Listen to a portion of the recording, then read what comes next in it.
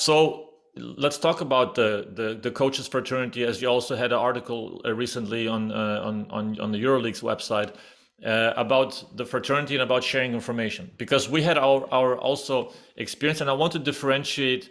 I want you to talk about that a little bit, but also to differentiate between what's necessary to share and what's unethical to share, because we had also a moment in Moscow when we were working together where I was completely a rookie. I was making rookie mistakes left and right, and you helped to mitigate those mistakes for me. So I remember that very clearly, because there's people that contact the assistant coaches to exchange scouting reports or to help with playbooks, with etc. And from that moment on, before that, I was I was generally considered a nice guy until that moment, and now I'm completely not a nice guy. I don't like to disclose the work. Like you said, you have to respect the work that you did, that you put hours into the work of a scouting report, that you put in, and putting the video work.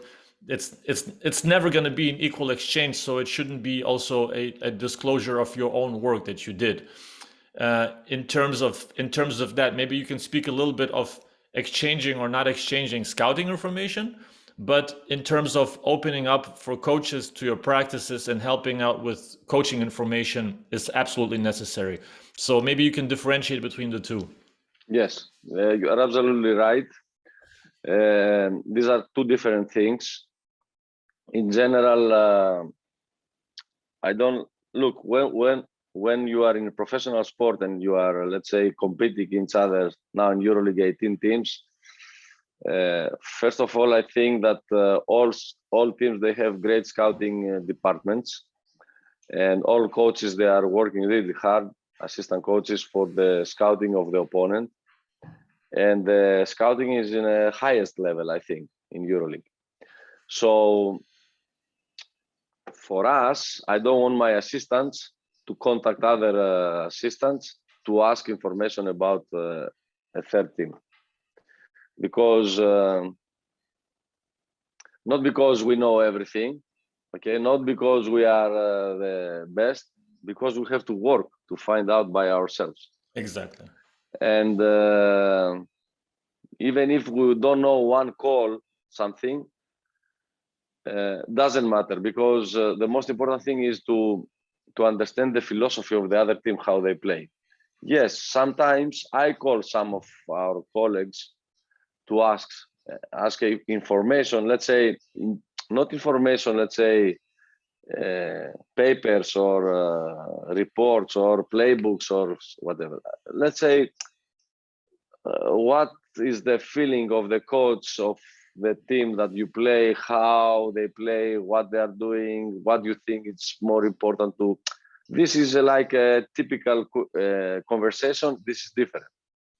But I don't want from my coaches to get, let's say, how to say, the food ready in their mouth. Yes. You understand what I mean? Yes. So they need to work and they need to find out.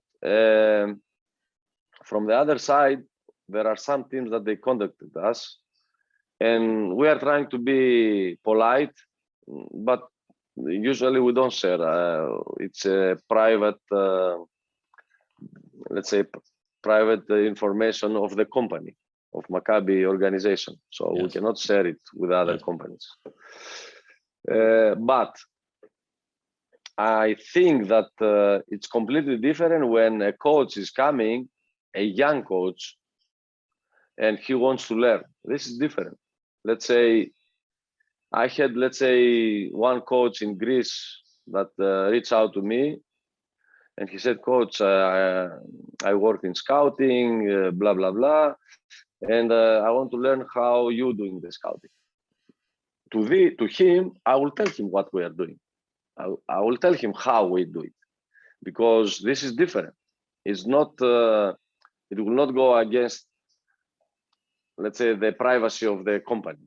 This is different. This is knowledge that you need to share. I think I will tell you, Benas, why I'm like that. Because when I was young coach, as I told you, 1986 started. There was no internet. There was not videos. We didn't have NBA games. We didn't have college games to watch and learn watching these games. So to find knowledge, it was very hard. And the mentality of the coaches those days was close practices. Nobody was sharing how he practiced. How a young coach could find information, and it was very hard for me. I tried to find through states, let's say, the access. I had one coach that helped me a lot, young coach. He's not coaching anymore, Dinos Georgiadis. That with him, through him, I went in states, 1990, and I start to learn about more things about basketball through my experience from the States. And from that moment, I get connections, and I went back again, 1991, second time in States, and I had connections. I start to buy books to read about basketball. It was not internet. I bought, let's say, you couldn't watch VHS tapes. Yeah, you have to have a multi-system. Yeah. Multi-system videos. That it was very expensive those days, and not all in every store they sell. So I bought this video, this type with NTS. Yes, NTSC. NTSC system.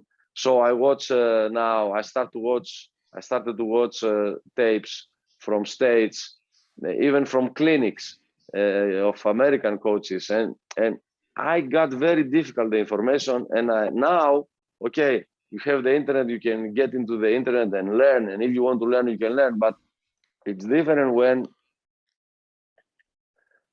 us as coaches, we give our knowledge and our experiences to young coaches. And I think for the good of the sport, it's very important to share the knowledge. And I don't want, let's say, the young coaches already, although that they have the access to information, I don't want to put a wall between me and the young coaches. I want to share, and I want to create, let's say, I will be very happy if I will help and I will create, let's say, new coaches. Let's say I give something to new coaches. Yes. I will be very, very happy. Yeah, and there's a fine line on the scouting aspect, but there shouldn't be a fine line on the coaching aspect, like you said, because you're actually helping and sharing knowledge to up and coming and passionate coaches who are eager to learn. So if they're eager to learn, you have to reward their eagerness with. And because I faced this with a bad way, not other coaches sharing the knowledge with me. Yes, I don't want to do what I didn't like to the young generations of coaches. Yes. And I'll tell you a quick story of sharing scouting information that with a person that you know, and I will tell you off air who it was, but it's more about, I stopped because I had also a bad experience with that, because I trusted, like you said, you trust your own work as when you're scouting reports, with your video reports, with your play calls. I trusted myself more than anybody else. And that's why the exchange would never be equal. And I knew I put in the work, so I knew that my information, I had a foundation for the information. There's a foundation for that, and you can build on that. Like you said, at a later point, you learn the other team's philosophy and you know enough. But there was a point where we were already qualified. That was after, that was already with Messina, but there was a point where we were already qualified for the next stage. And this other team asked, the scout from that team, which I had a good relationship with, asked for three play calls. And I said, I will not give it to you. I will not send it to anybody. I don't send playbooks, but we compare notes. So you tell me on this play, when they do the zipper cut and then they go into a pin down and blah, blah, blah, blah, blah, you have this and I have that. You have 2 down, I have 2 down. On the other play, you have 2 side.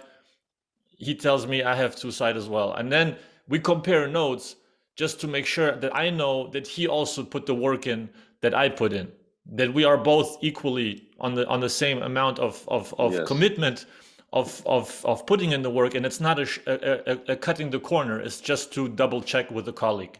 And I thought it is a fine line, but there's also a point of where we qualified already, and it's just a fair exchange with a colleague from the other team that wants to qualify or wants to do the necessary things to qualify. It's not necessarily that two side will help him win Yes, of the course. game. Of course.